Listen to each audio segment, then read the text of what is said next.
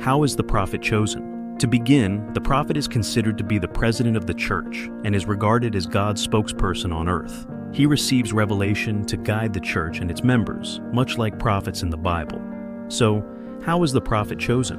Unlike many organizations, the LDS Church doesn't have elections or campaigning. The process is actually quite simple, but deeply spiritual.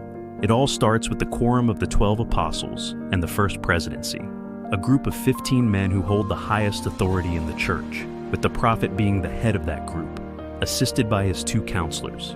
When the prophet passes away, the First Presidency of the church is dissolved, and the counselors in the First Presidency revert to their places of seniority in the Quorum of the 12 Apostles. Traditionally, the new prophet has been the most senior apostle, meaning the one who has served the longest in the Quorum. Once the most senior apostle is set apart as the new prophet through the laying on of hands, he chooses 2 counselors, and together they form the new First Presidency.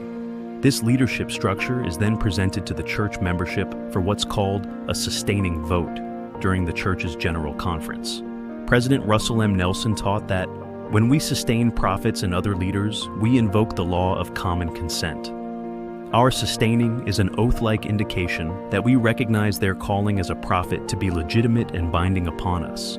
This process ensures continuity of leadership, with a new prophet ready to guide the church immediately. It's a seamless transition, reflecting the belief that the church is led by revelation from God.